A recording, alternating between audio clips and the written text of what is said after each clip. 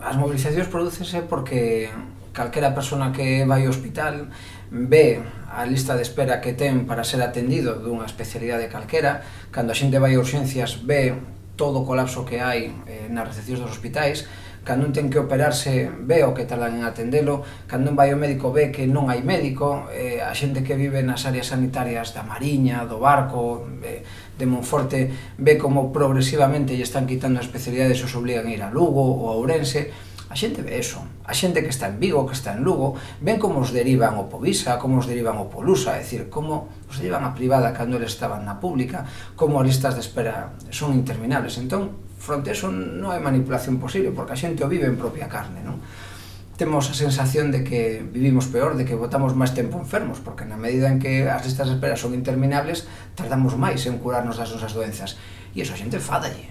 Como non lle vai enfadar? Sentimos a sanidade como unha conquista e non queremos que nos la quiten, nin este goberno, nin ningún outro goberno. E por eso a estes, que son os que están gobernando, que son os que están quitando os médicos, que son os que están cerrando camas hospitalarias, hai que dicirlles alto e claro que non nos gusta a súa política.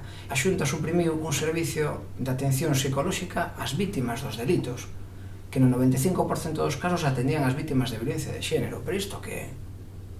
As vítimas de violencia de xénero que non manter a atención psicolóxica nos xulgados? Isto é inadmisible. A quen goberna non lle interesa que funcione ben a xustiza, porque iso vai en prexuízo dos seus intereses. Este abuso prodúcese porque quen ten que pedir por nós non pide. Eso é algo básico, non? Parece como se Galicia fose unha gran familia na que temos que darlle carreira a un fillo e para darlle carreira a ese fillo temos que renunciar a moitas cousas, non? Non temos neste momento unha mellora, por exemplo, no tema das autopistas, cando a AP9 é fundamental para as familias que a teñen que utilizar día a día e ven se sableados polas peaxes que teñen que pagar, é fundamental para as empresas que trasladan as súas mercadorías por toda a AP9, é dicir, toda a vertebración atlántica pasa pola AP9. A AP9 podía ser hoxe galega e ademais podía ser pública, porque tamén se están pagando e se están rescatando as radiais madrileñas que valen moitísimo máis que a AP9, que ademais aquelas son deficitarias e este é moi lucrativa. E non se está facendo. E iso por qué? Porque temos un presidente que non se está plantando en Madrid. E por que non se planta? Porque ten intereses en Madrid que son prevalentes sobre os intereses nosos como galegos e como galegas. Podíamos ter hoxe un ferrocarril moderno que nos movese por todo o país, que nos movese pola Mariña de Lugo hasta Ferrol, que nos movese de Ferrol, Coruña, Lugo, Ourense, Ourense hasta Vigo, Vigo hasta Coruña, un tren moderno que nos comunicase. E en vez de eso temos o tren máis destartalado de todo o Estado e, ademais, podendo facer un tren moderno de mercadorías que nos sacase todo o que producimos cara a Europa, quedamos no furgón de cola. E todo isto por qué? Porque temos un presidente que non exerce como tal. A veces dá a sensación de que para que Feijóo faga carreira en Madrid, toda Galicia se ten que sacrificar por el.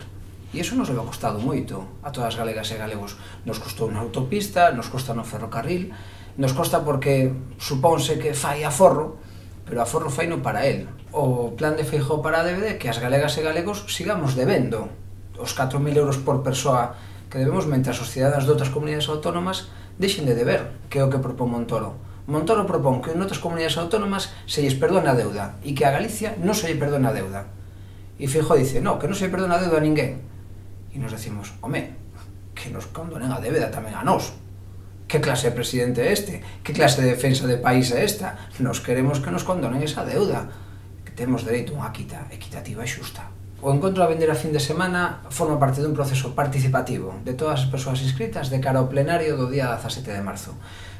Non queríamos chegar ao plenario de marzo cuns textos sobre o municipalismo que non fosen plenamente participados e protagonizados por a xente inscrita na Marea. En primeiro lugar, que tuvésemos oportunidade de poñer en común cal foi a experiencia municipalista hasta agora.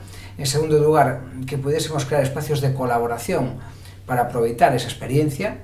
En terceiro lugar, para ver de que maneira podíamos aproveitar os recursos de Marea mellor para promocionar as mareas municipais. E, finalmente, sobre, por exemplo, como aproveitar mellor os votos obtidos nas eleccións para as diputacións provinciais. Estas son cuestións moi prácticas, pero que nos queríamos escutar a xente antes de facer unha proposta de tese política.